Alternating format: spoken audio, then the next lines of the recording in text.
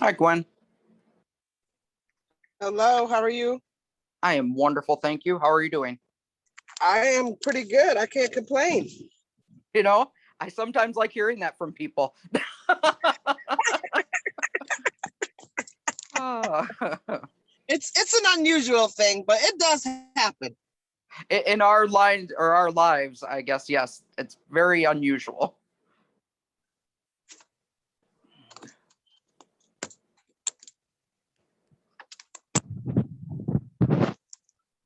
Okay, let me see. Erin did call me before the meeting, just so you know as well. Who? Erin Harris did let me know that she'll be joining the meeting. Okay, cool. So. All right.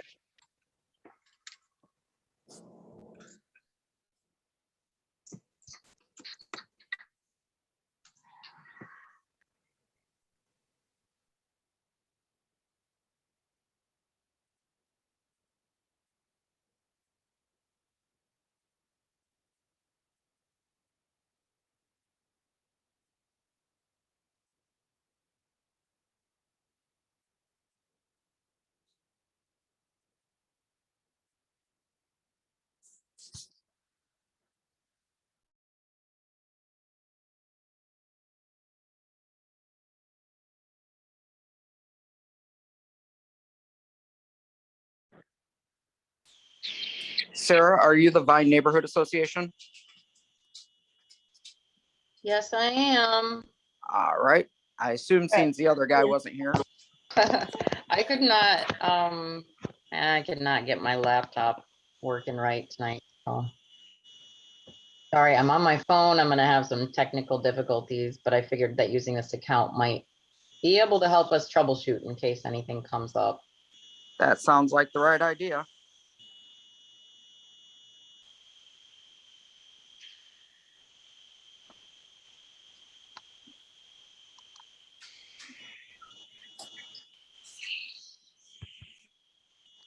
I hope everyone's staying cool today. It is sticky. It's unbelievably hot. Crank those ACs, guys.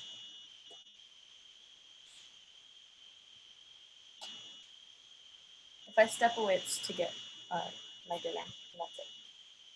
I'll be right back.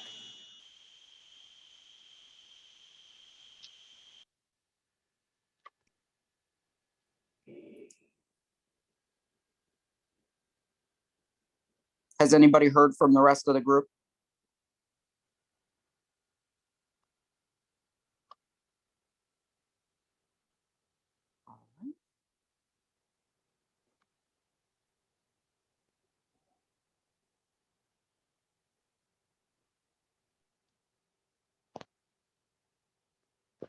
I did get a text from Brendan today saying that he was feeling a lot better. He had been quite sick, it sounds like.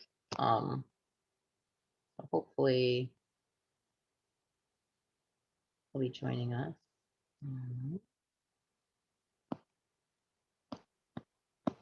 We still need Chelsea and Eddie.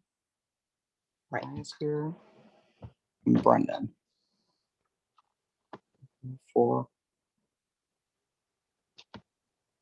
Hey, that makes 5.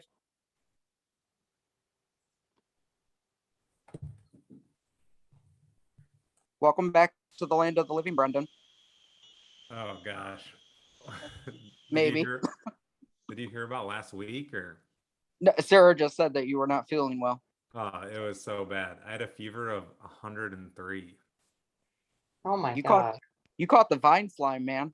Yeah, I don't know what I had, but I even went to the doctor and didn't even know what I had. So. Did you get a COVID test? Yep. Came back negative and everything. So God's just mad at you. Yeah, something happened. So the thought is, so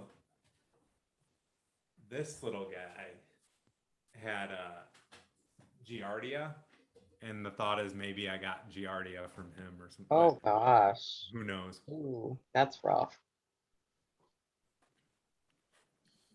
Glad you're feeling better. Yeah, don't want to give anyone Giardia. Yeah, and midsummer is an awful time to be sick.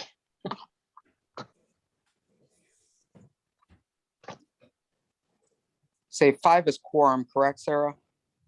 4 will give us quorum, so yeah, we're all Oh, good. okay. Okay. I know we have a couple people that want to get onto the roar call when that happens. So we might have to push a couple things to the beginning of the meeting. So they can hop on that call at 6. Chelsea or Eddie, they're not on the call, are they? Not seeing either of them yet. Maybe, Okay. I don't have Chelsea's number, but I could try texting Eddie and see if they're gonna join tonight. I can text Chelsea.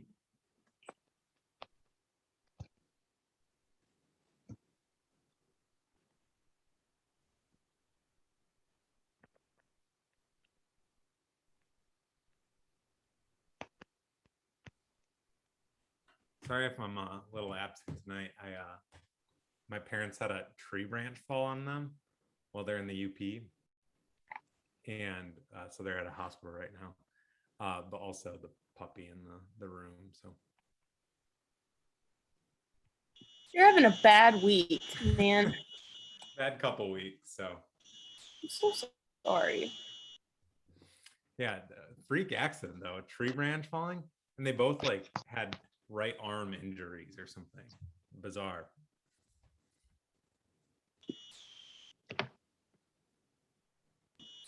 I don't know why this is happening to you.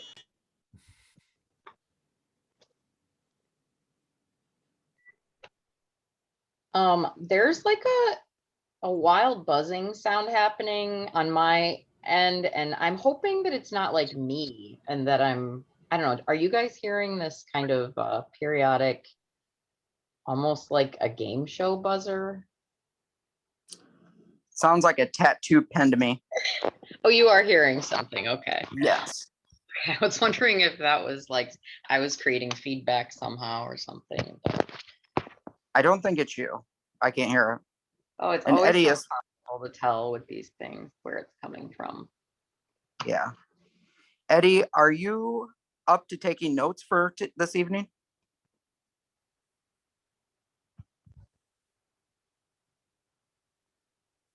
I saw Eddie had video a second ago, but maybe it is kind of pulling things together. Yeah, I'm she here. might. I'm here. Hi. Hi. I had the wrong link a while back. Mhm. Would you like to be in charge of minutes for tonight, Eddie?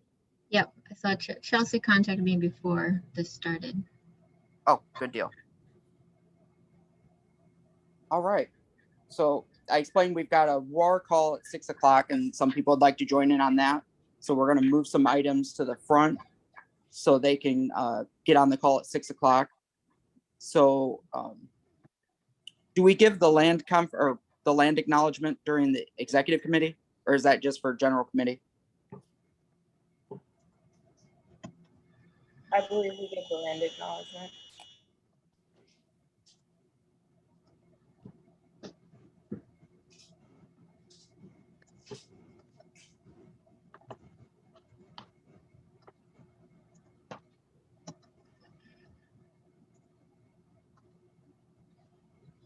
Jeremy, I say give it. If we're making a decision. I would love to read it off, but I cannot read and be on the call at the same time. So if somebody has that handy, I would love to hear them verbalize it.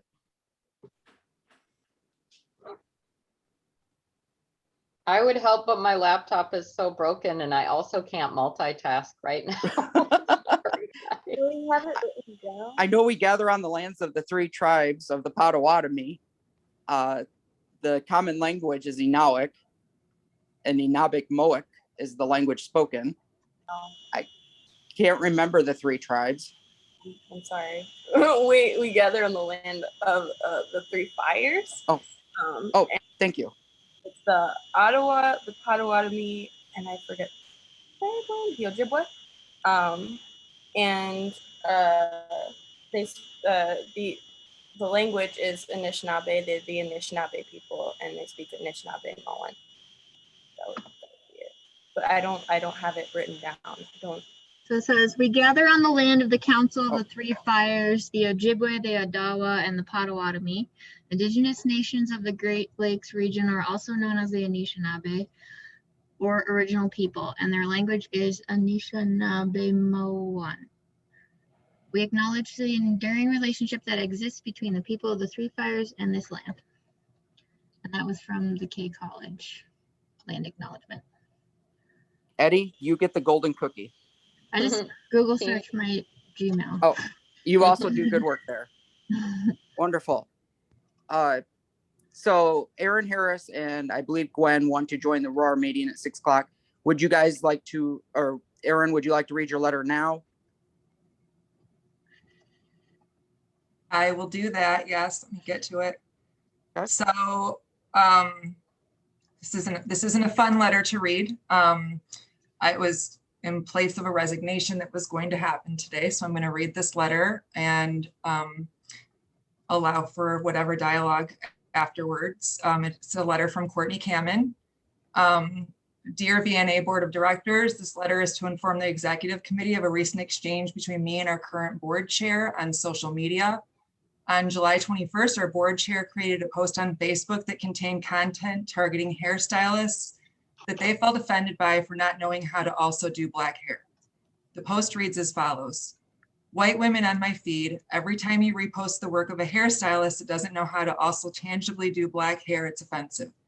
Please find out how hard it is for a black woman to get a decent hairdo, then get back at me, thanks. The following day, I posted on my Facebook about how I no longer do hair for weddings. Our board chair commented on this post with the following, I'm just throwing it out there. If you do it all, do you do African-American hair? My response, I am a colorist who works with hair texture who specializes in balayage, high contrast blonding, and multi-dimensional brunettes. Board chair's response, so no. This exchange was very upsetting for me. As a fellow board member, I would hope for and expect that my board chair would have more respect for me and my business than to publicly insinuate that I was not being equitable in my business practices. What I would expect from a person in a leadership position that directly affects my business is respect, encouragement to learn and grow, and guidance towards learning to be more equitable. I would also expect that this be done in a professional manner. I made the decision to join this board so that I could have the opportunity to be more deeply involved in the Vine and connect to the members of this community that I love and intentionally move my business into. I am here to learn, grow, and give back to the Vine. At no point did I imagine that the person elected to lead this board would carelessly put my business at risk without a second thought on how this could affect my business and livelihood that I have spent years building. Maya chose to run for this position and to represent the businesses that make up the Vine Neighborhood Association. This commitment requires that the leadership involved show care and respect to the members that come to the board in its entirety, as well as their professions. I do not feel that publicly attacking any board member's professionalism on social media is a representation of these ideals. I reached out to Aaron Harris as the co-chair of the Equity Committee to gain insight on the situation. Aaron reached out to co-chair Gwendolyn Hooker, and both board members encouraged me to take action through this letter. It was my intention at that point to resign from the board to avoid any further conflict or possible retaliation against myself or my business. After speaking with the equity co-chairs, I feel encouraged to bring this issue to the attention of the board in order to move forward in a way that we as a board can learn and grow from and continue to serve in the position in which I was elected. Best, Courtney Kamen. So basically, she had several people respond to that. Had to spend the day deleting comments from it, and her reaction was that she was going to just resign and quietly let it go under the rug. My position is that we are here to encourage each other and lift each other up in every way possible.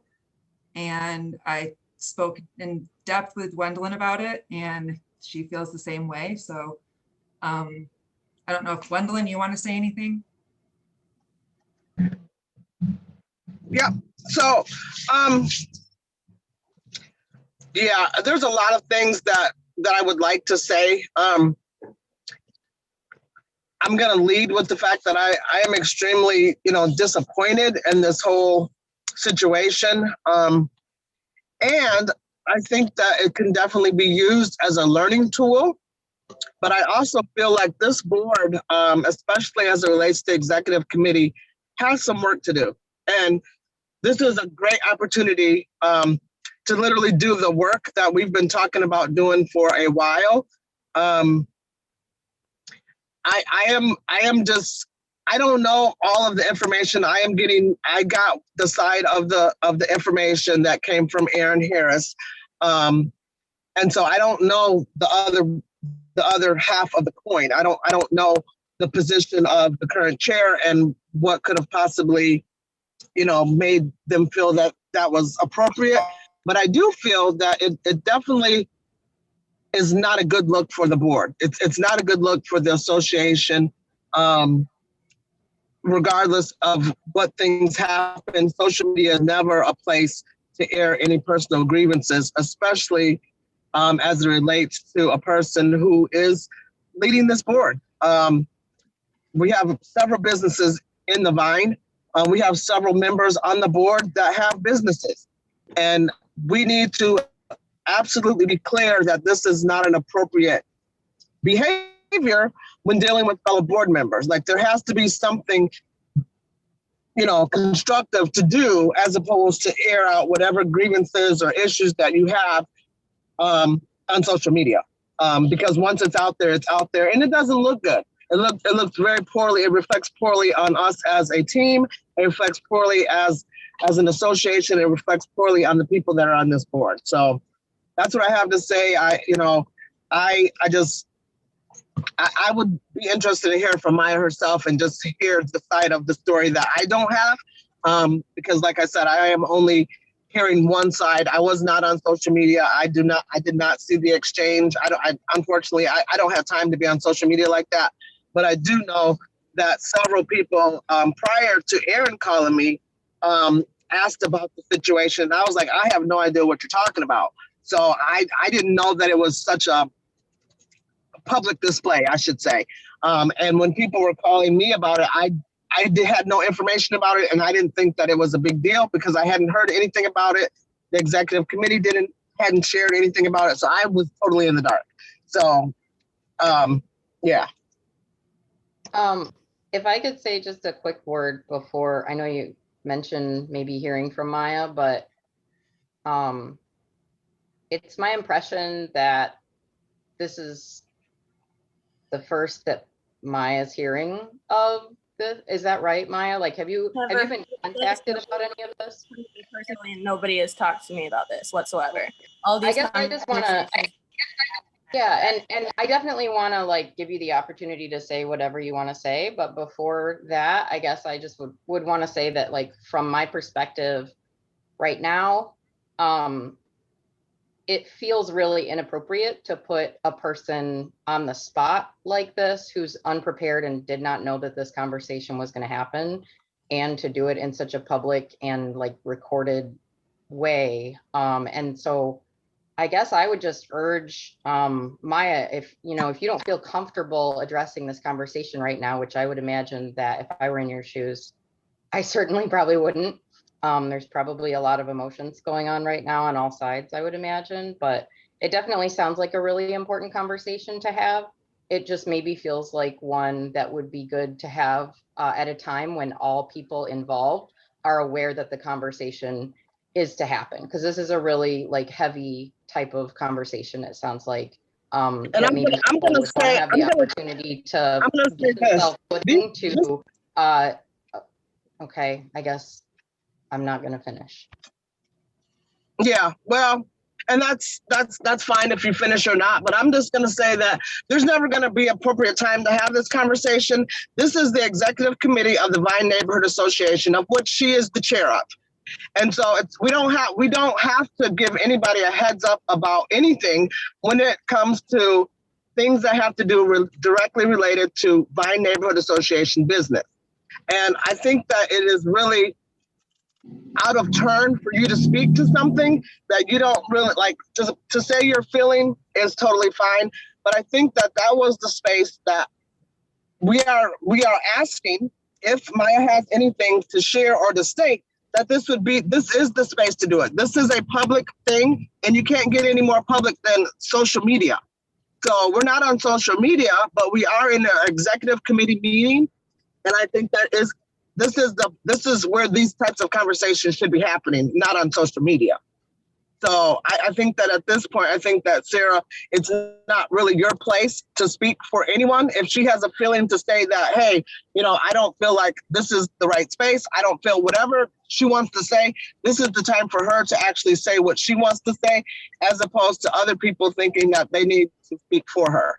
Yeah, I definitely didn't say anything to imply that I was trying to speak for Maya. I'm 100% speaking for myself. And if I could just finish my statement before I was interrupted, my point was just to say that from my own personal perspective, my percentage worth of opinion on the matter is that an issue like that being brought up without notifying the chair and expecting for a conversation such as this to be entertained immediately without any preparation or foreknowledge of the conversation seems like something that I personally would be reluctant to do, but that's just my opinion. And with that, it's all up to everyone else to decide how to have the conversation. I don't really even understand what exactly happened. I haven't read any of that stuff. I don't think I quite processed everything that Erin read as she was saying it. I missed some of that. It was read kind of quickly, and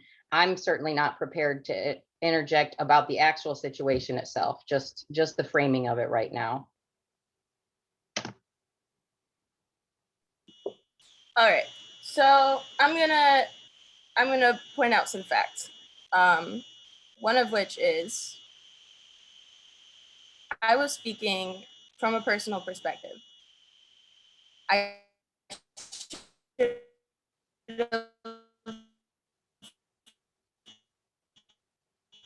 Maya, your audio's, I think, out a bit.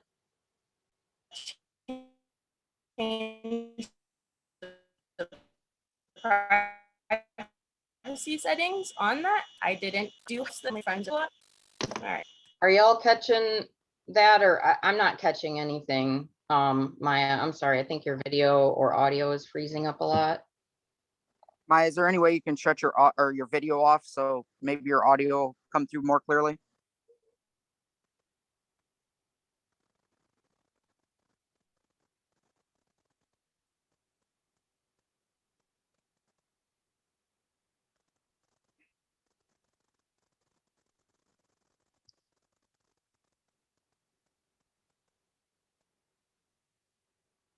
Maya, are you still on the call?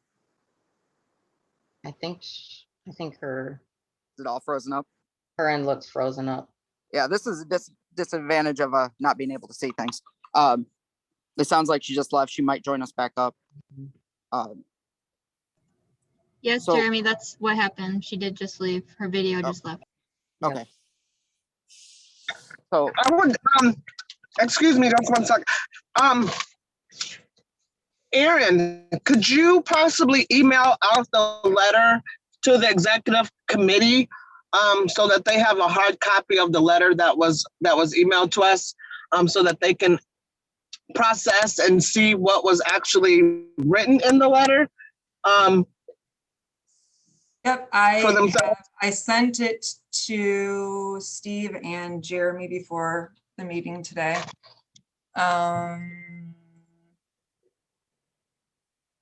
Yeah, I sent it to you, Jeremy and Steve. So, can I've got a screenshot from you. Executive committee treasurer and the secretary.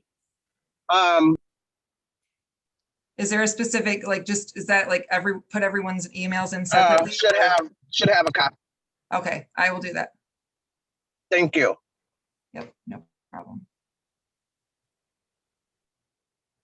So I was notified right before the meeting, and as a co-chair to this meeting, I decided that this is a good place to talk this one out, as opposed to losing a board member. I feel that if anybody would like to take time to form a statement, they are more than welcome to. I at no point think that anybody should have to stand, base any accusation at, or unknowingly. So I don't expect any, not rebuttal, but any confirmation or denial of anything. This is just out of the entire Vine neighborhood, I think the executive committee is the best place to air and to discuss these type of issues. And as Gwendolyn had pointed out, we are working, in my opinion, way too long. We are working on reforming and creating a better standard in which we communicate.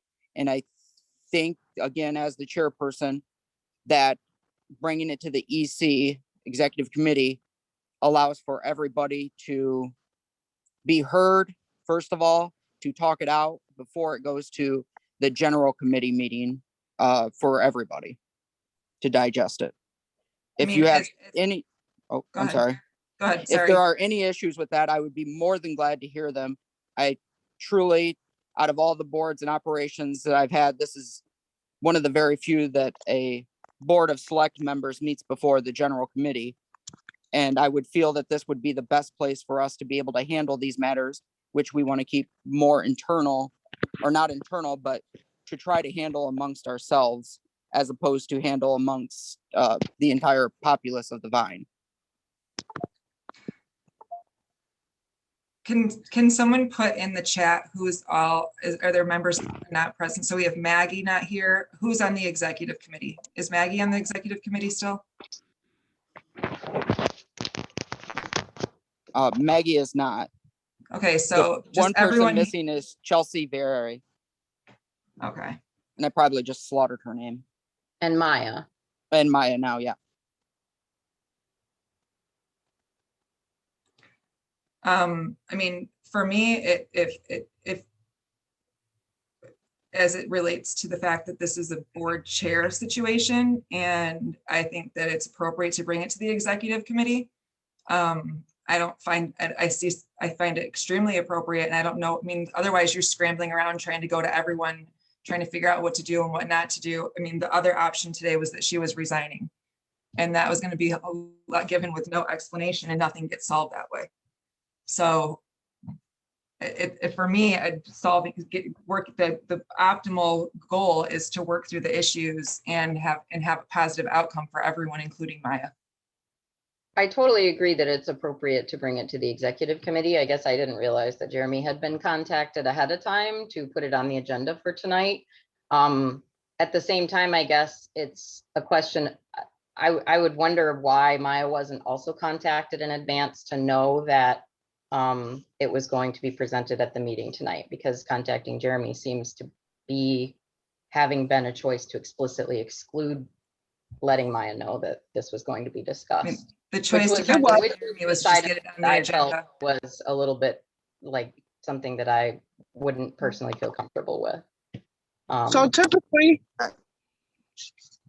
I did try to contact Maya. I do not have her personal cell phone number. And again, that's anybody's choice, and I have no feelings which way or other. But Facebook is my only means of contact with her. And I don't know if she received any notification. So again, this can wholly be placed on me. And this is a decision that I have made and would be more than glad to explain. Maya's having a lot of connectivity issues and is expressing that she does not feel welcome in this meeting right now and does not seem to be prepared for this conversation, which I totally understand. So I don't know that she's going to be rejoining us. She is very upset. Do we have policies on just like conflict within boards, the board? Basic policies on conflict? no. Yeah, I mean, I think that's the root of what sorry, I look super, my video's off because I have no AC, so. Right. But I'm just trying to like figure out what we can do as an executive committee. And I just wondered if there's any type of policy. I mean, I think conflict will come up, and one of the tenets of white supremacy culture is conflict avoidance. So I think it's important for us to figure out good ways to have healthy conflict. So yeah, that was my main question, just to get at the root of what we can see to also move forward from this conversation. And also, I'm just being delicate with what I put in the notes right now, because I'm not quite clear on our, like, if we're meeting our agenda objective or something. I'm not clear. So I just wanted to say, because there isn't a policy or a procedure in place as it relates to this particular situation, I kind of use just past experience and best practices when thinking of what was the best way to address the issue. Typically, when there's an issue of leadership or there's a complaint against a person in leadership, that typically is not the person that you reach out to. mhm. Typically, the person that you reach out to, in this case, she has a co-chair, so that would be the most likely person to reach out to after her. And the next thing to do would be to reach out to the director, which is what we did. I think that to spend a lot of time talking about the ways in which this issue came before us is really kind of not a good use of time. I think that we have a way bigger issue than figuring out how people found out about the situation, because really it's not a secret. Everybody that has access to social media, it's all over social media. So it's not a secret. It's not like, none of the parties are aware. And I feel like, there's a lot of discretion and tiptoeing around the fact that Maya wasn't informed. But I think that there's two issues happening. One, Maya was not informed that we were going to be talking about this today. And we have a person, a board member, that was going to resign because of the situation that happened on social media. And whether we spend time figuring out which one of those two things are the most relevant and personal things to talk about, I think we should spend our time trying to figure out how we can, one, figure out what are appropriate ways to deal with internal conflicts when they occur, and two, talking about, what are the appropriate responses to other board members when it comes to conflicts, as opposed to using public means to express yourself. Those are just my feelings. I don't want either person to be, impacted negatively by this, although it already has happened. This is why these kinds of conversations are very difficult to have. One, nobody wants to have them. Mhm. And two, yet there's still someone's life that's being directly impacted by what occurred. So it is up to us as an executive committee to address these issues. This is our job. This is why we were elected. So we can spend a lot of time getting distracted on all of the things that didn't happen, but I think we should concentrate. And maybe this, I think that me and Aaron's main thing was to bring it to the attention of the executive committee, because a lot of people already know about it, and it's only makes sense that at least the executive committee is aware of what everybody else was talking about. Because am I the only person who doesn't know that Courtney was resigning from the board? I didn't know. She's had a conversation with Steve. She thought it was that simple and that clear. And Steve reached out to her today and asked her for an official resignation letter. And she called me and she was like, I don't want to say why I'm resigning. And I just want it to be over with. So I basically just want the letter to say I'm resigning from this board. Okay. And so then I kind of had a conversation with her about, I've had several conversations with her about this. As soon as it happened, obviously her and I are close, but she had several concerns over the situation. If I say anything, I'm going to be targeted. If I don't say anything, I'm not standing up for myself or my business or what's right. If I'm putting myself at risk for this, it's already out there. I have people contacting me about it. Courtney,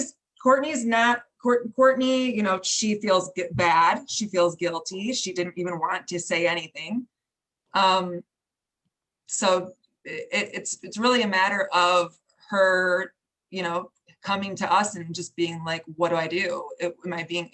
There was nothing, I will say this is from the beginning, Courtney's response was never like, I'm equitable, I do this, this, and this, and this. Her response was, I want to learn, I want to grow. If there's something that I'm not doing correctly, I mean, but also like, there's no, we talk about no one reached out to Maya. I'm not saying this is an excuse to not have told her. I think the way we handled it is appropriate if I want to give my 2 cents about that. But she didn't really have, Maya didn't ask Courtney what she does with her business, how she's equitable, what steps she's taken, why doesn't she have a diverse staff? I mean, none of those questions were asked of her. And really, she doesn't want to get in the drama of it. Courtney's a very low drama person. So, you know, she came to this board to get more involved and learn how to be more equitable and to do these things appropriately. And 2 months in, she's getting, you know, accosted on social media by the leadership, her actual leader. Again, it feels really, I guess I just want to reiterate that I really don't feel that this was introduced appropriately. I really don't feel that it was appropriate not to let Maya know that this conversation was about to happen, that was going to accuse her of being responsible for one of our board members resigning from the board. None of that was known, and I could totally understand why she is not feeling comfortable rejoining us right now on top of having those connectivity issues, but she really does need to be a part of this conversation in order for anyone to be able to have a perspective, like a full perspective of what is really even going on here. Like I'm certainly not going to just take like one person's statement and just say case closed. It does need to be addressed. But it very much sounds like only one person's feedback has been solicited. Only one person's voice has been included in the conversation so far.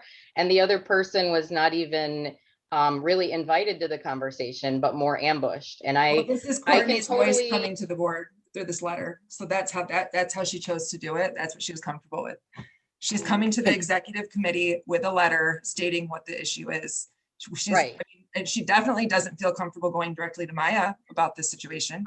So what are her other options? Well, I think So that we the can go appropriate around and thing round to on do this. would be to I'm invite not interested. everybody to Well- participate in the conversation in advance of setting up whatever conversation is going to happen. I just Okay, really so- don't feel like it was appropriate to not tell Maya that this was going to be discussed and then expect for that to go well or be productive. We invested a lot of time in selecting a coach for situations just for this exact instance. Why don't we turn this over to, and I'm drawing a blank on her name, but Damara, thank you. I'm sorry. This would be a perfect starting point for us as a group to hand over to her to help us work through this in an equitable, a fair, and a overall, not to say blame free, but she has the tools to be the third party to say, here's how it could have been done differently. Here's what can be done better. And I think this would be a good first step for us to use that tool. I agree. And some of the stuff I'm hearing might be good just to review for when we want to create policies. You know, maybe one example is what Sarah's highlighting is both parties in conflict would be notified prior. And I want it to also be clear from what I've written and what heard from Jeremy. Jeremy attempted to contact Maya, but Maya was just not able to be reached. So there was an attempt to get Maya informed about what this conversation was going to be. But what I'm wanting to pull from this too is kind of what Jeremy's saying, and I totally second that we need to think about moving forward with it.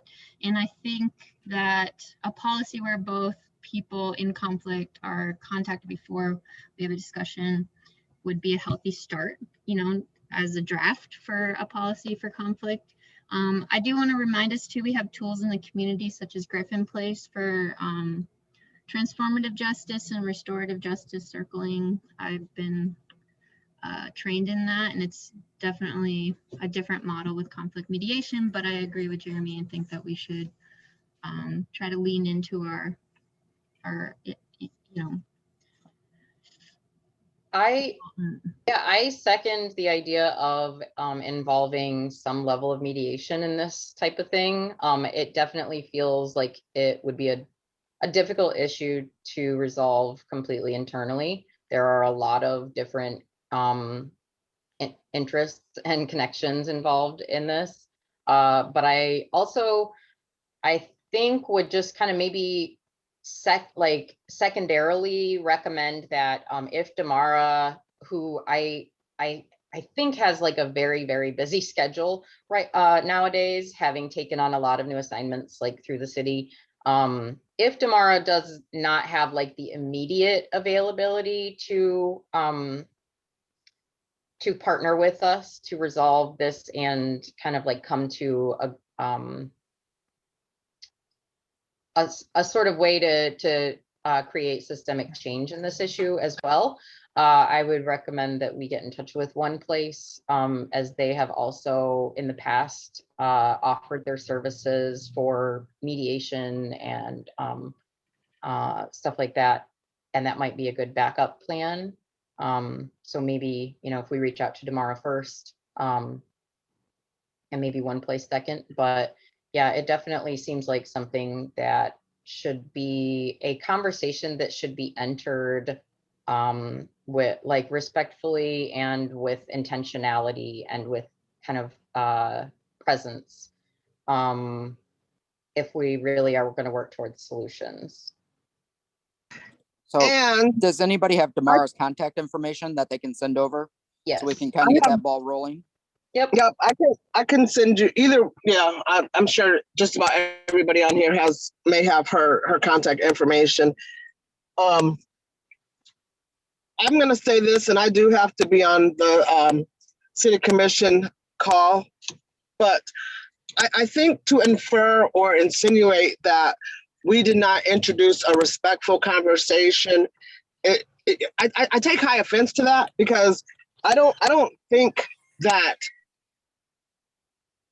no one knows either one of our intents when introducing the conversation. And I think that everybody should understand that we handled the situation, a new situation, to the best of our ability as far as what we thought was the best thing to do. But to infer that, you know, this was not a respectful conversation, this wasn't intentional, this wasn't this, it wasn't that. You're speaking from a place of your own personal opinion, and that's fine. But don't cloud it with the narrative to make it seem like we did something that was not straightforward and direct, because that's everything that I am. So I think that there are a lot of issues going on with this executive board, and I think a lot of them are entrenched in things that go way back to when this board was created, which means that it's very hard to operate in equitable and inclusive relationships when people think that the tools that created this board in the first place are still going to work in 2021. So I think that everyone thinks that they have the best ideal about something without really having the experience about what they're talking about. I am a Black woman that's lived in Black skin my whole life. So I think I'm the expert here. And I think that, you know, respectfully giving Maya the opportunity to, you know, if she wanted to share anything, it's not an ideal situation to expect that Courtney is going to reach out to Maya to resolve a situation. So I think the reality is that we have a situation that we've never encountered, and that we need direction as far as how best to handle it and to implement policies so that when it happens again, that we have a tool to follow as opposed to just doing what we think is the best thing to do. I think we're all headed towards the same goal. I definitely disagree on the way that this was introduced. I never insinuated that Maya should ever have been the one for Courtney to get in contact with, but the board definitely should have made Maya aware that the conversation was framed before she was introduced to it, so that she could even collect her thoughts and be prepared to have the conversation. But so we seem to have differing opinions about that. That's not really a big deal. I think we have the same ideas about some possible ways to address it and solutions. So I have be a good to quick just. I will question. definitely. Did Courtney expect a response from the executive committee tonight? I'm guessing she knew that it was going to be read to us, and I just want to make sure that we're mindful of her needs, if that is something. No, she wasn't really looking for a response at all tonight or expecting that. I know when I talked to Jeremy earlier, he asked if this would be appropriate, if we wanted this to be talked about at next week's meeting. And Gwendolyn and I I told him that Gwendolyn and I have a meeting on Monday. I don't know, I have no idea. I have really no opinion on that whatsoever. If it's to be talked about as a whole, it sounds like there's probably some working out to do before then. You know, our intention was to be transparent and communicate clearly with what was happening to the executive board, and you know, with Maya taking on the chair position, co-chair position as a leader, this seemed like the appropriate situation. And for me, you know, that I think transparency and communication are a common theme that the board needs to think about in general. So with that, I have to go to this other meeting as well. I don't know if I want to finish out this conversation if you have any other questions, but she does not expect a response. She's not really even expecting a response.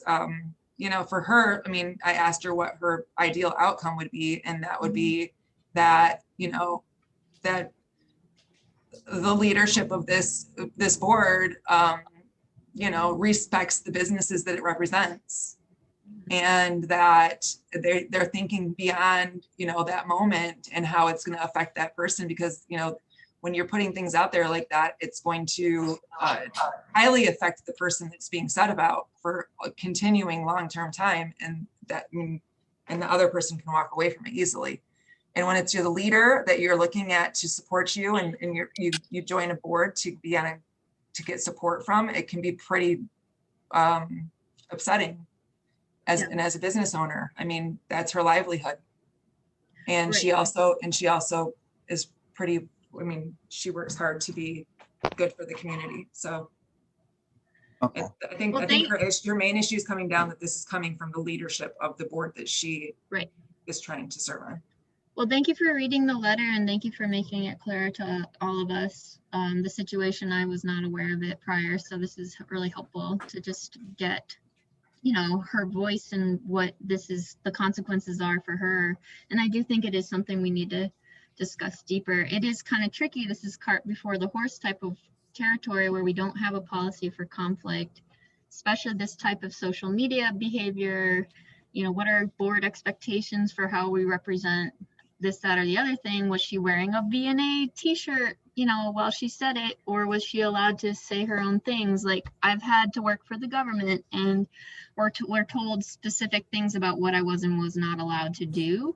And so just seeing the glaring holes in what we have as far as our board policies is what I'm focused on the most. And I know that's not helpful exactly for this specific conflict right now, but yeah, and maybe that's just some food for thought. Gwendolyn, if you could give me the contact information, I will make sure to contact tomorrow and start that ball rolling. Yeah, I was just gonna chime in just really quick. I've been kind of silent since this conversation. Yeah, I'm not gonna give my opinion either way on, you know, how it was brought to the board. But I do think a blaring hole is a code of conduct policy, or, you know, it should be in our bylaws or something on, you know, how board members should conduct themselves, even employees and things like that, how we should actually hold ourselves accountable in the community and, you know, in general on how, because we're constantly representing the board because we're part of this organization. So that's one of those things that I would like to see, a code of conduct policy that states, you know, how we should conduct ourselves as board members, as employees, just so we can hold people accountable to those standards. So. I guess I also want to say that having quite a few of us not had the opportunity to really have any information about the entire situation in advance. Talking about things like addressing a code of conduct is basically presuming guilt on someone's part, and I just don't feel like any of us really. I don't think this conversation is really possible to have right now. That's another reason I feel like it was inappropriate to bring it up tonight when all of the people at the meeting didn't know anything about the situation until now.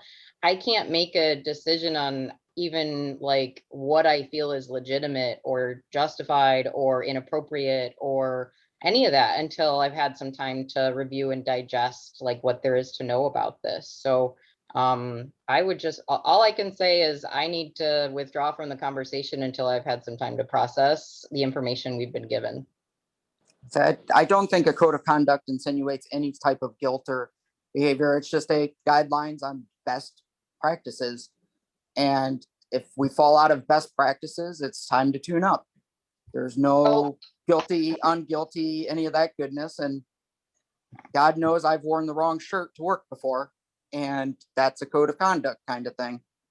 It doesn't make me grievously offensive. It just says that I'm not following that particular rule. So this would also be something that I think Damara would be able to help us or guide us through and be very effective at. I think there's a whole other angle on the situation to consider as well, which is that but Maya is also a new board member. Maya is also a potentially, I mean, I know, I can tell that Maya is very upset about the situation, and, you know, losing Maya as a board member is also something to heavily consider as an outcome for this. And it feels very much like things are like already concluded, or that some things are already concluded or decided when we've barely begun the conversation. So I think, yeah. Okay. Well, I can honestly say this is going to be a tough discussion, and it's not going to be a one-time topic. So we know that this is going to be a future event, and it seems that it's time to be done. So we can move forward with that and then come up with our own bag of tricks to see how we can handle it in the future. And again, we're standing in a place of mud, and we got to start moving sometime. So let's start doing that. Let's start getting our feet in motion, and then we'll have these processes and sort of guidelines already in place for the future. So being respectful of Gwen and Aaron's time. I know both of you need to leave for the WAR group. Is there anything else anybody would like to add? Just feel like if I were the person that wrote that letter, I would want some report from the executive committee. And I know this isn't going to be official, but if at least, I mean, maybe this is just a statement from me, but like thanking them for giving us the letter and making sure she knows that we're thinking it through. I don't want it to seem like we pushed it off, because we have put some thought and time into discussing it, and it is a complex situation. So I just want us to be respectful to Courtney and letting her know that we have seen it, we're discussing it, we're figuring out some ways we can move forward, and we're taking it seriously, is what I think, because I think that is a summary of how we've had this conversation. I'm going to highly encourage her to watch the video when she has time. So I will work on that tomorrow. I will type up a letter, and I will also give her a direct communication to let her know that this is a topic of conversation moving forward, and that we are in no way dropping the ball on this matter. I think that's a great. I will add that Courtney is, you know, some things that have come out of her mouth are, am I going to lose the other space over this? I mean, like, if board members going to retaliate? I mean, she's put some serious thought into this. Go ahead, Gwendolyn, sorry. No, I was just going to say, I think that's a good summation of where we are. And I personally don't think this should be necessarily aired to the entire board. That's just my thought. I think that we should have a direction of where we're going before we start saying anything really publicly about it. But I also think that we do owe Courtney some kind of conversation to say, hey, you know, the executive board was, you know, they read the letter, and as you said, that we were gonna follow up on it later. Absolutely. I completely agree that I shouldn't have to go beyond this group as well. Like, I don't think it's necessary that we take it to the entire board. Well, as a reminder, these are open meetings. So this is, everything that happens in here is public information unless it is put into a closed door session. And I think that this is one of those opportunities that it should be a closed session. And I think that if there's something in the bylaws that need to be revised or changed to fit the situation, this is a great time to do so. I don't think that all that would have needed to happen is for someone to motion for it to go to a closed door session before all of the information was presented. So that didn't really happen. I don't know that there's a process for doing it retroactively, but that's just, it is in the bylaws.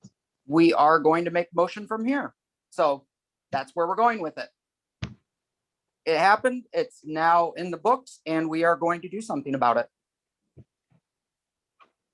So let's right. go with that.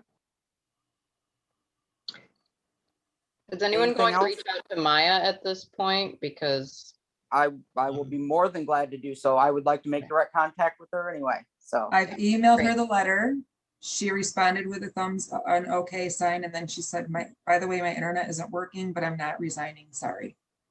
We didn't ask her to resign. The communication I've gotten. okay. So thank you, Jeremy. I think this is important. I mean, this is going to be hard to navigate. You know, we haven't had this type of scenario happen. And so we haven't actually had much conflict on the board since I've been on the board, but that doesn't mean that it's not going to happen. And I have to remind myself all the time, it doesn't mean it's not healthy to also like work through conflict in ways that we can learn, you know, the newest, you know, best practices like restorative justice or transformative justice, and figure out what we can do to move forward. So we admit that conflict will come up and will occur, and find the best ways to move through it. Absolutely.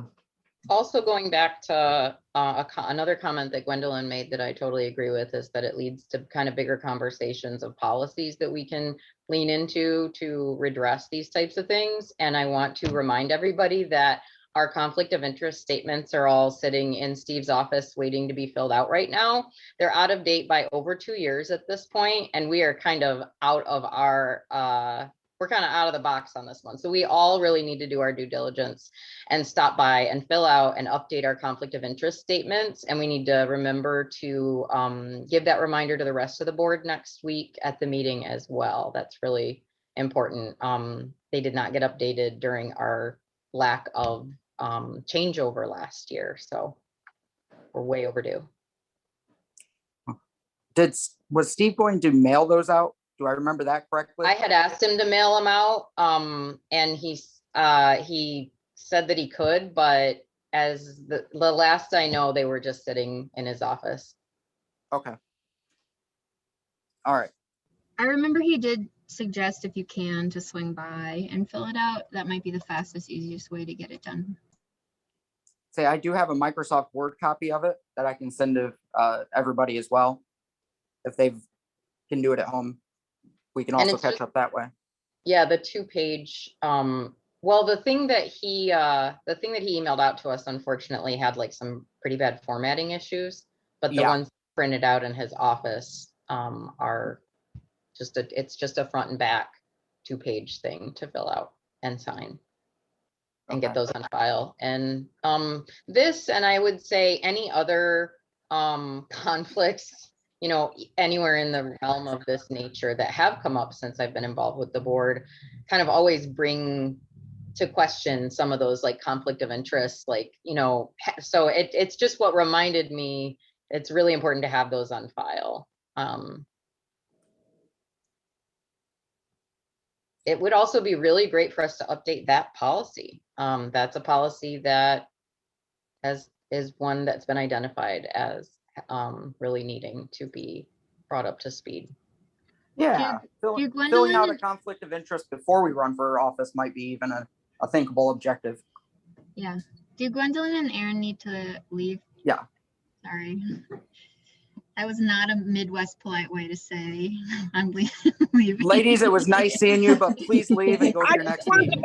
I just wanted to make sure if there was anything that we needed to that we needed quorum for that I didn't jump off, and I'm on the other call on the computer. So I just appreciate everybody's thoughts and grace as we try to navigate a circumstance that we've actually never encountered before, and going forward with the hope that we're going to become a better body and a better board.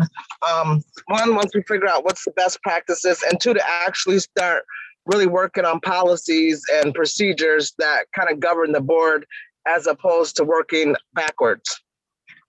Yes. Thanks, everybody. I'll see you all next week. Thank you, everyone. Thank you, Gwendolyn. Thank you, Aaron. You're welcome.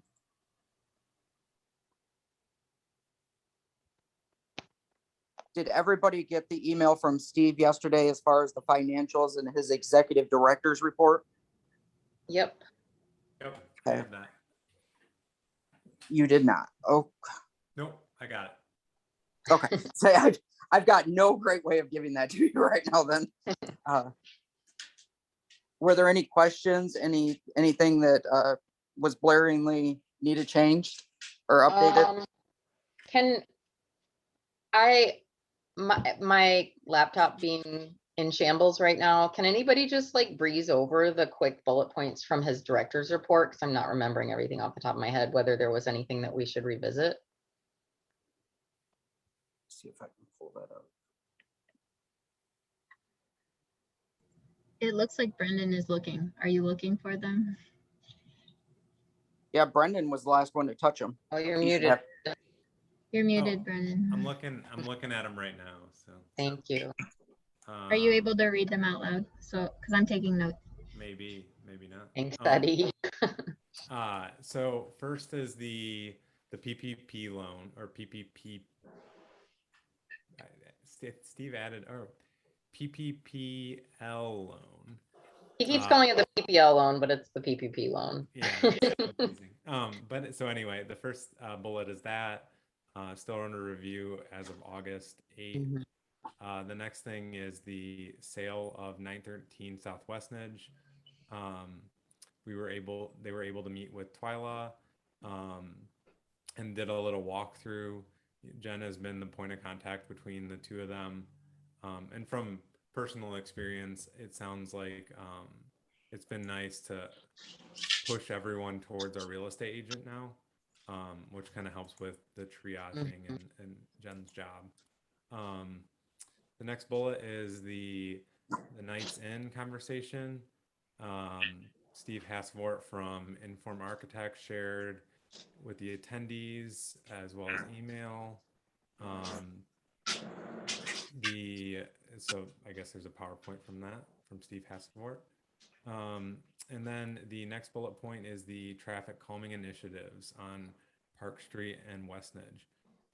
Working with the neighborhood activator to work on outreach efforts, and what those improvements might be.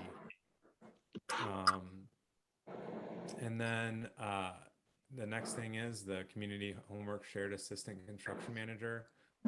Cole has met with Jen, and that we're working on, onboarding for community homeworks. And once we kind of have that whole situation set, Jen has a list of, items and things like that for him to do when he's on board. And then the next bullet point is events. So we hosted 2 Art Hop events in August, and the rain forced the cancellation of one of the events, but a music performance on 8/14 will be the final parking lot show of the year as well. So we have a few events coming up. And then Steve has, monthly Zoom meetings on what he has going on. So kind of a lot happening. So Can you guys still see and hear me? I'm trying to do too many things in my phone right now. I Maybe can still not. hear you, Sarah. Okay, great. I was just gonna add a few things to that report, just from the property management report that are kind of related to some of that stuff and kind of not. Unless Brendan, you wanted to go over stuff, or you can add stuff too, if I forget anything. But I was just kind of looking that over and noticed that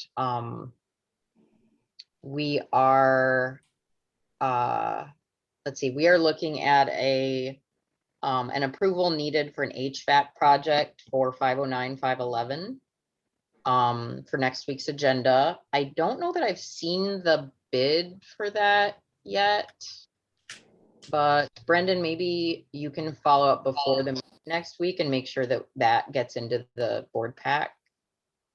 Am I remembering that right? Does that? yeah, Okay. You're remembering that, right? Yeah. Okay.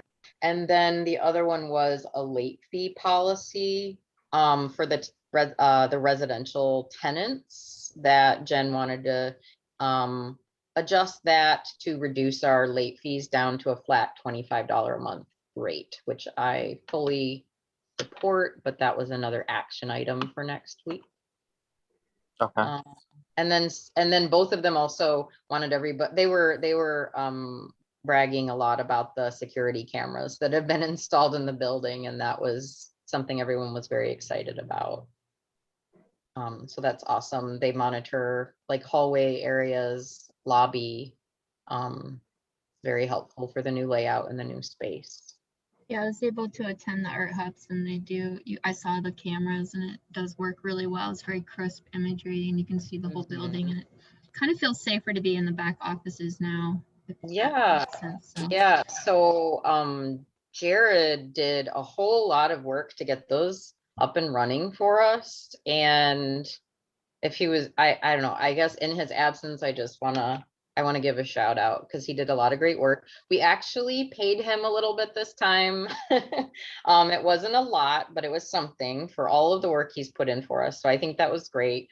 I had the opportunity to sign off on that one last week and was glad that we're finally compensating him for so much of the work that he's done for us. And he did a really awesome job with this security system. And we would have paid like 1 jillion times more to anybody else for that job.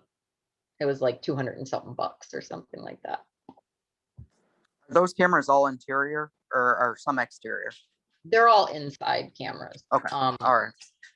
Yeah. But maybe the sky's the limit if we did decide that it was working for us and we wanted to monitor other areas. At least, we somewhat know what we're doing with it now. So that's pretty cool. Awesome. And then there was a ask from Jen for volunteers to help empty out the basement at 913. I'm thinking that maybe like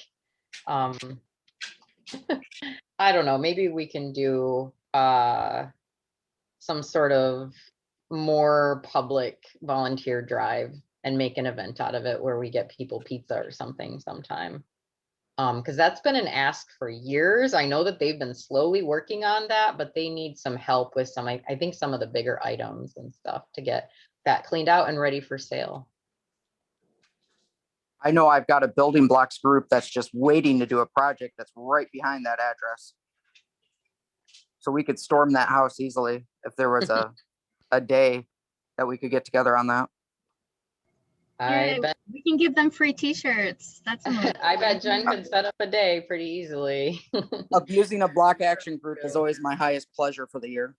Well, Jeremy, it sounds like you're the perfect man for the job. So I think that's a great use of that group of people, though. It is a neighbor house, so I think that's it does house 4 of our locals, so there we go. And yeah, okay. Jeremy, what else do we have on the agenda? I just wanted to. The agenda that I had, I don't think made it to the packet that Steve sent out. So it didn't. It's been a trial at the moment to get that started. Old business for building you guys got the ACN at Bagel Beanery. And I know that there was HVAC work. Well, that's probably 509 and 511. Yep. And we were going to ask for a higher efficiency model quote along with the other quotes if possible. And I wanted to ask that at the executive committee. That way, when it gets brought to the board, would have that information available. That way the board can look at it as well. Right. Yeah, well, and Jeremy, I think we approved that quote. So I think it Oh. was more for the future of, you know, looking at trying to find, you know, maybe a Is little 509, 511 Bagel Beanery? That's way. Sway. Oh, so that's already done then? No. No. But I believe the quote was approved. That's the one that I was referring to. Oh, wait a minute. Yeah, you know, I think we need to come back to that one. I was confused, honestly, during the property management committee meeting when Jen brought it up and said that she needed an action item for that HVAC, because I had thought we had approved something, but maybe we need to just double, triple check like what was approved and when, and whether something additional needs approval before next week's meeting, because we kind of ran out of time with that one and I didn't get a chance to get the details on that quote Yeah, process. I'll double check with Jen and then see about getting that quote as well if we do need if we need a second quote. Mhm. Because yeah, I remember our conversation around, and I can't remember what specific area where, and you know, that efficiency piece is my fault as the property management chair. I mean, and bringing it up, I feel like I should have brought it up sooner or talked with Jen sooner about that one. So in I the know future. that the furnace at 913 was approved, and I, of course, because that's already done. But was that the one where we had that question come up about energy efficiency, or was it the 509, 511? I'm not remembering. 509, 5011, because it was something to do with AC unit as well. So Okay. It was Thank like a you. rooftop unit. So I'll check with Jen and we'll see. That So might if be it's- all of the. If it's something we can move or that we could reevaluate to get that higher efficiency program started, that would be awesome. But I wondered if it wasn't already pre in the mix for that quote. Yeah, and sometimes you can actually offset it with rebates too from consumers. So I'll work with Jen on that and we'll figure something out. Beautiful. I know there was that.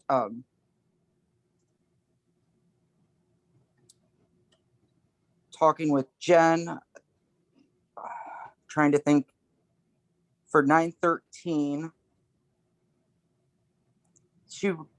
Did we get a new comp on 913 for a perspective and We all did. that to bring to the Yeah. meeting? Okay. Yeah, the new comp came in off the top of my head, I want to say at 225. Does that sound right, Brendan? Yeah, that's right. Yeah, 225. Okay.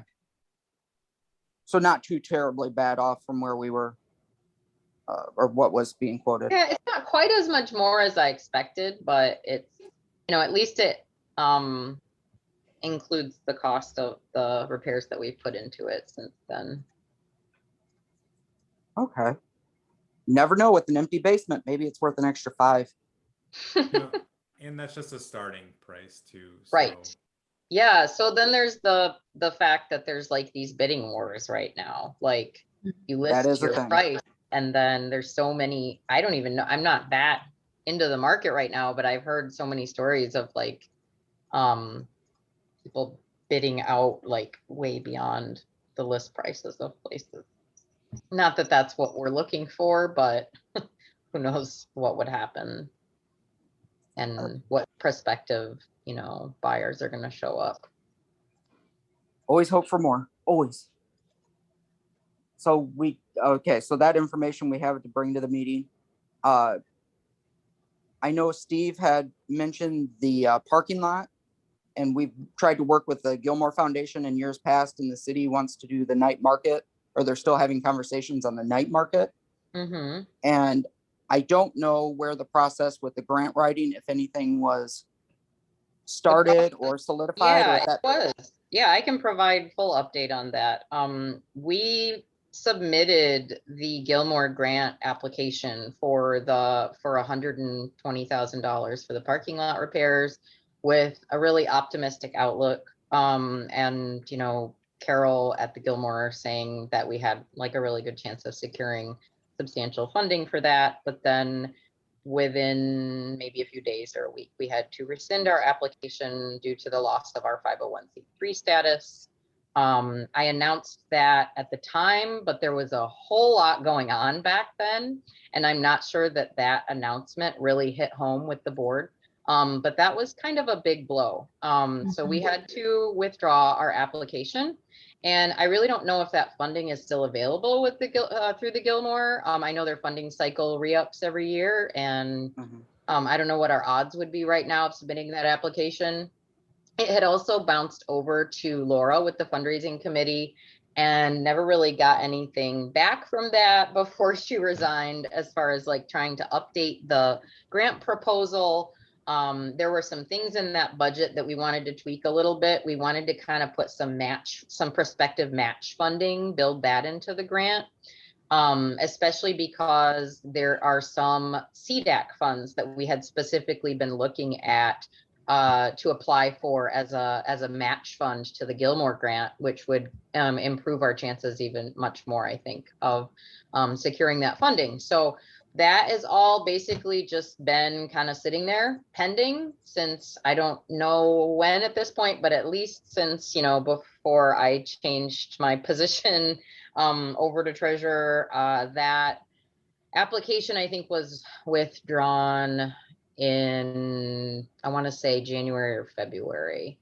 And That then sounds right. it just sat there waiting for our reinstatement confirmation. I still am not 100% sure that I don't think we got a letter saying that our status had been reinstated. Or if we did, I haven't ever found out about it. I do know that Steve looked in the list, like the directory, and that we were showing up again as an active 501c3 in the public directory information. But I'm guessing that if Gilmore were to receive a subsequent grant request from us, because they had told us to withdraw that application. That was why we withdrew it, because we had kind of asked, like, well, can you hold it? They said, no, it would get a denial, you know, with your status being compromised. So we withdrew it. I'm guessing that they would probably want to see a reinstatement confirmation letter if we resubmitted the grant. So that would be another thing that we might need to follow up with. So that's where we were at with the parking lot funding. It's like, it's out there, it's probable that we could get it if we could complete the hurdles towards that. Okay. So to add on to that, we do have that letter. I believe Steve mentioned it last time. So Great. And he was asked to reapply. So I think that's in the works.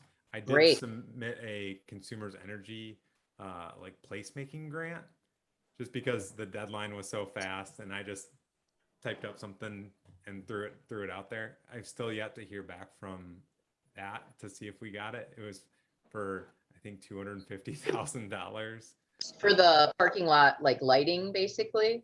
For the whole thing. I just I just put the whole kit and caboodle in there and said, will consumers energy, you know, will their foundation respond to this? Okay, well, that would be another thing to build into match funds if we were to resubmit the Gilmore then too. So yeah, and so that would cover the whole, you know, the whole project almost, because Jen gave me all the quotes and everything.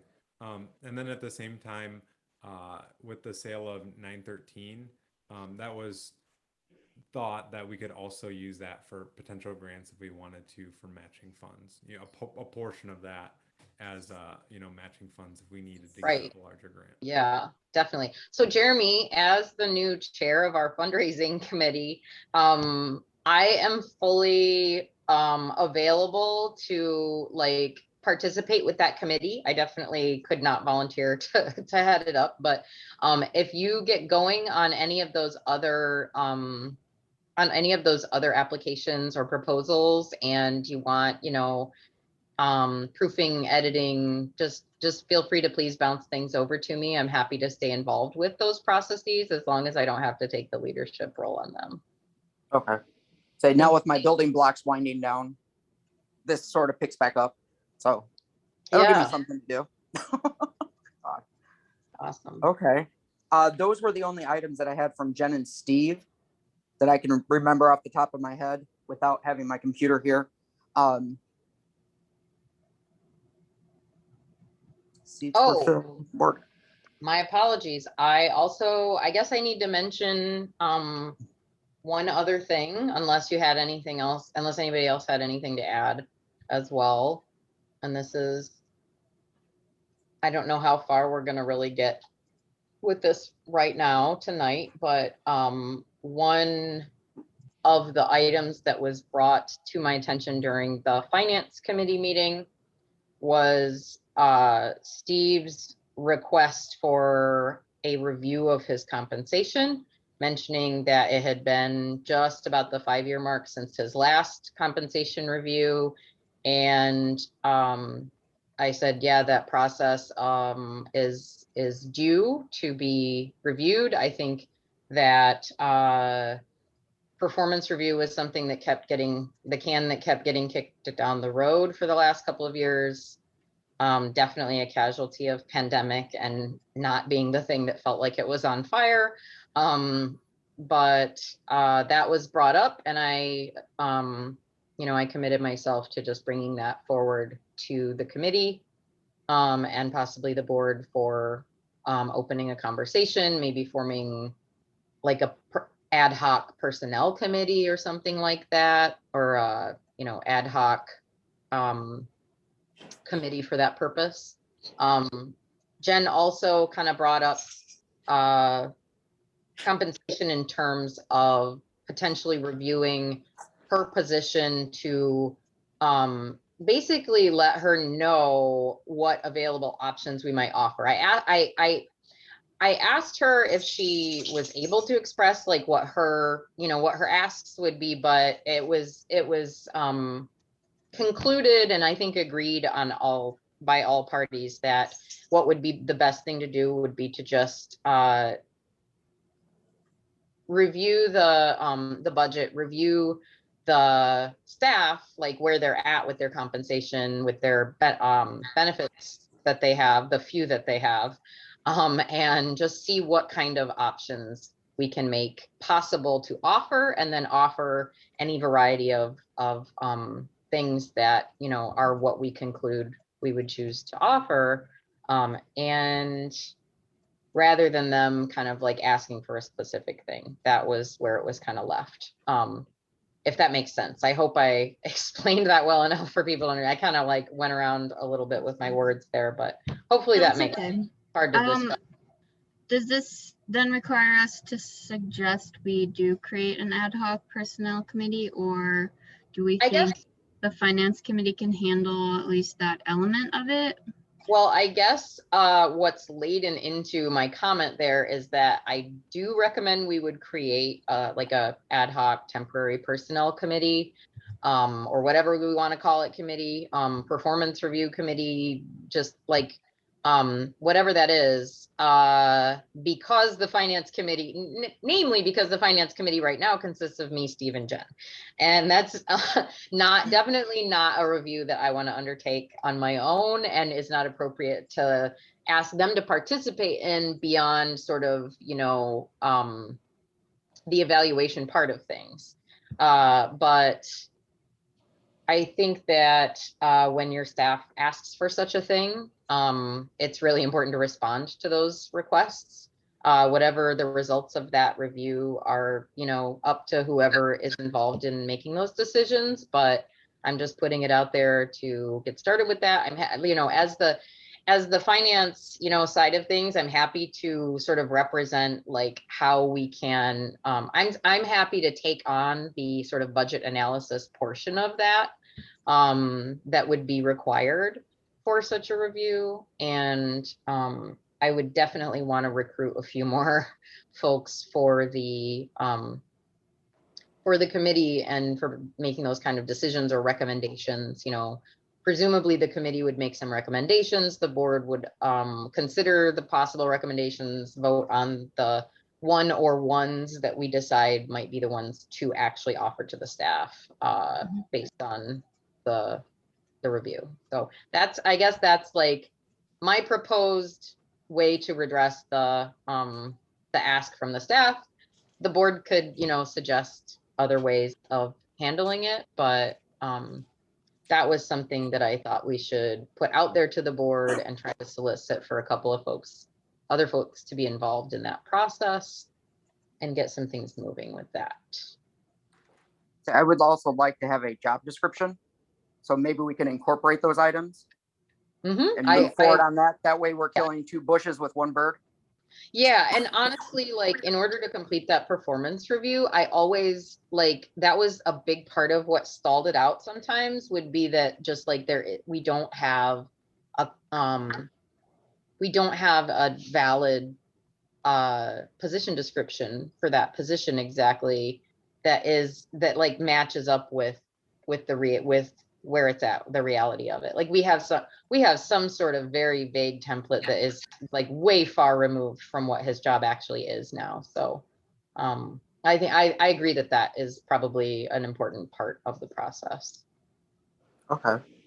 That is definitely something. And where that also to just update on that, like where that was left in the past was at the point of, you know, like we had the succession committee going for quite a while, had drafted, I still have like a folder full of drafted information for a job description for that position and for all kinds of stuff related to that planning process that we did. But it was something where I had asked, importantly, I think it was impossible to draft a job description for his job without collecting his input on it. Like he knows what his job is so much better than anyone else. And I never did receive his input on that either. So, you know.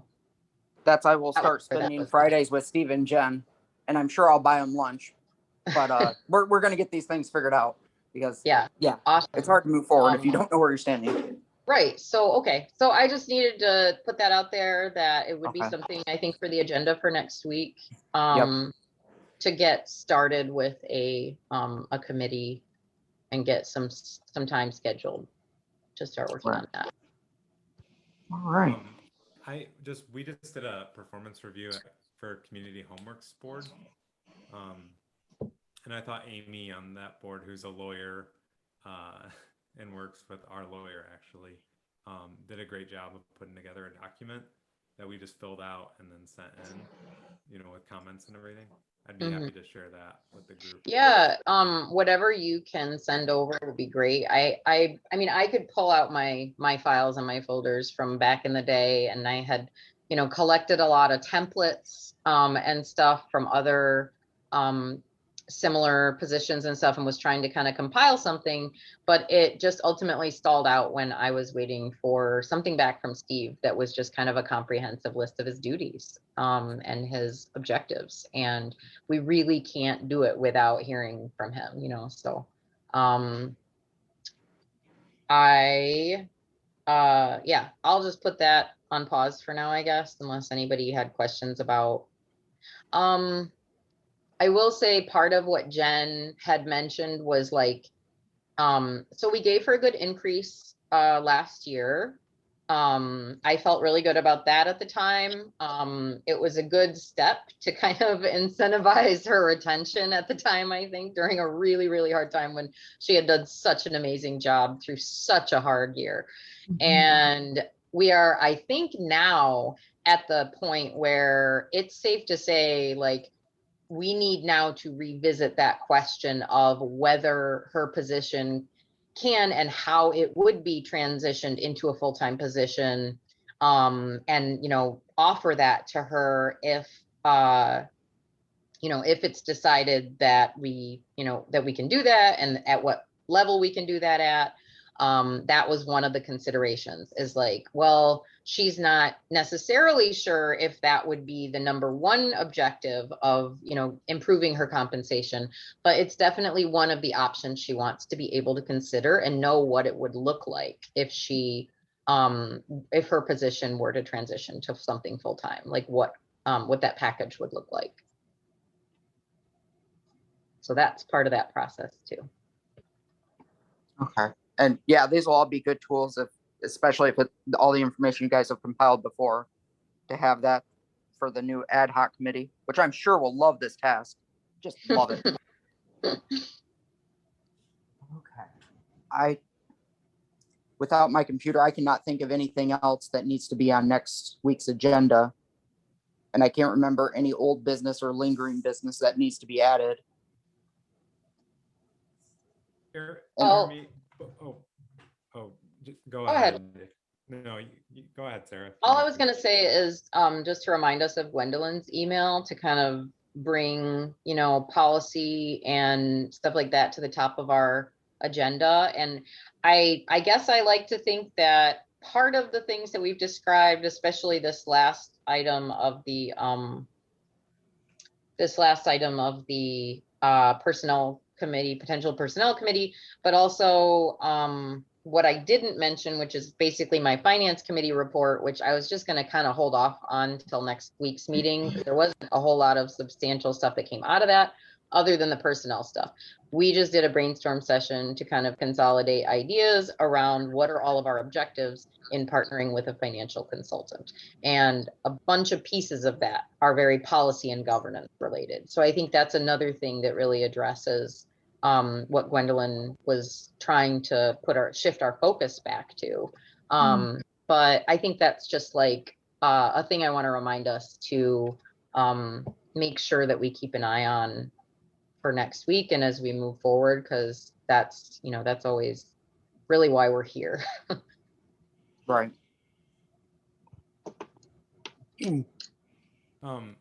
Jeremy, one last thing. It's kind of, I know we have a small group here, and so I'll be quick. And I just want to put this out there. I don't think we really need commentary or anything, but during our property management meeting, you know, Steve brought up that no board member attended our national night out. And obviously, you know, there's no like strict expectation or code of conduct that we have to attend every single VNA event and things like that. And so, you know, personally, I didn't even attend. Yeah, you know, I was sick, but obviously, you know, it's just one of those things that as a board, and personally, you know, I took it as kind of a challenge of like, okay, maybe we need to be a little bit more involved. You know, we don't necessarily have to attend, like I said, every event and do specific things. But it would have been nice to at least have one or two of us there or something, you know, but obviously the expectation isn't necessarily there. I just want to say, like, as a board member and as a chair or as a vice chair, like, I just like to use that as a moment of maybe we just need to participate in events a little bit more as a board. So I've actually thought about taking his agenda, or not agenda, excuse me, his calendar of the events at the bottom of the minutes, and seeing if we can't actually assign people to that task of finding enough time to visit, show up, or participate. I don't know how much the art hop got in attendance either. When I stopped in, I don't think there were any other board members there. So that's a good idea. Yeah. I think a big part of it is just that the events committee and just kind of events and programming have been just basically defaulted to Steve and Jen for the last year. A lot of it went dormant. And then now that we're kind of picking back up into the events, it's a really difficult transition to re-engage and re-involve everyone. And we really, yeah, like I'm hoping that we can recruit some more folks to the committee, but also just to getting involved with whatever one or two, you know, things speak to their heart.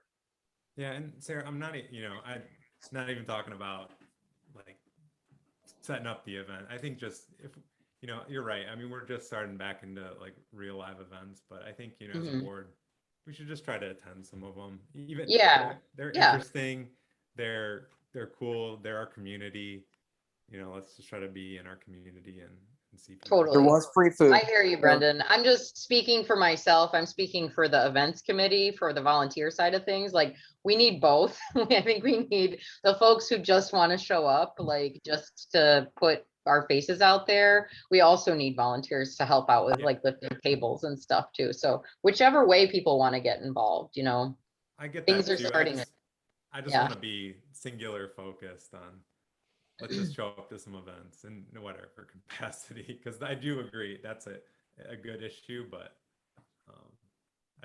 I want to go attend more things now, and I think as a board we should. So that's something that I would like to bring up in the next meeting, but I think we have to be, you know, really focused on just, and obviously I didn't go to the last art hop either. I'm, you know, bad board member, but I think we just need to, you know, be more cognizant and go to some of these things. So just final thoughts. That's it. So I think Thank that's you for important. bringing it up. I do think it's important to support the events. I was at Art Hop. I do want to remind us we are in a pandemic and it is getting, the variant is getting a little more tricky. So I see both sides. I think, we do need to encourage maybe just, I think showing up to events is a baseline, but having folks even like step up one level more and help by volunteering is our next goal. So Yeah. Awesome. Eddie, do you have anything else or add in?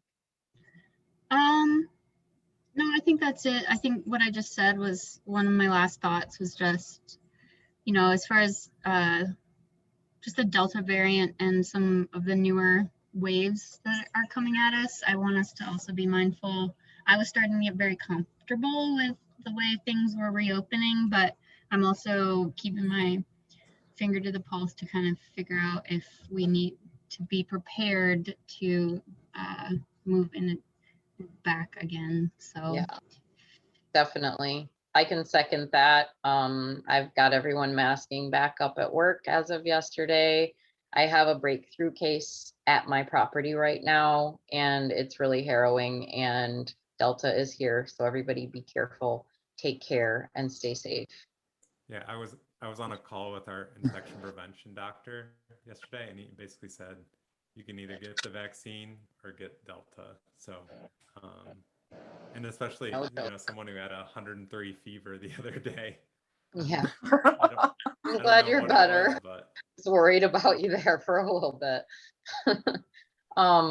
Okay, well, quick, totally tangential thing that's outside of our agenda, but Brendan, let me know what time, if you can just like shoot me a message with what just a time, either mornings or evenings are good for me, to collect those signatures sometime soon in an outdoor safe space. And then maybe we can dip into the VNA for using the copy machine briefly. And Jeremy, my huge apologies, but I missed your signature on a second page of the stupid document. So I have to get that from you. And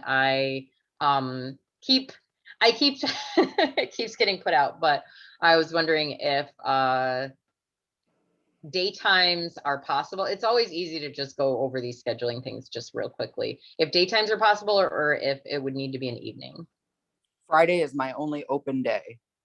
Daytime, Friday. You Yep. mentioned that before. I did not write it down. My apologies. Okay. I am open all day I Friday. will likely be able to stop by Friday morning, and I will text you promptly. All right, sounds good. All right, awesome. Thank you guys. Great job, Jeremy. This was not an easy meeting, but I you agree. shined brilliantly in your first chance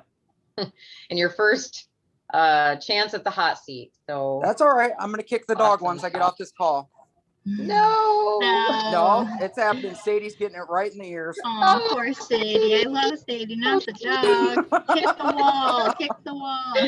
Got it. Got I it. think All right, it's good. good. I think we just have to remember conflict is part of a healthy community. I know we all have been conditioned to not want to have to deal with conflict, but I think I'm not like trying to like sugarcoat it all, but I do think I have seen it work really well when conflict is approached in a different way. Yeah, Thanks, definitely. building blocks.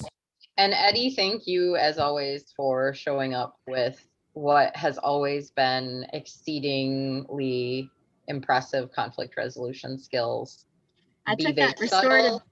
restorative justice conferencing certificate from Griffin Place. I highly recommend it. It's a very eye-opening way to approach conflict. But Right. I wonder I if have to doing. take off.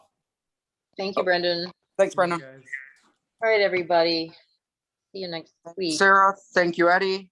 Have a great evening. you're doing a great job, Jeremy. I'm Just thoroughly keep impressed. smiling. You're doing a great job. They can't get Definitely. the poison past your teeth if you keep smiling. All right, see you guys. Night. Bye.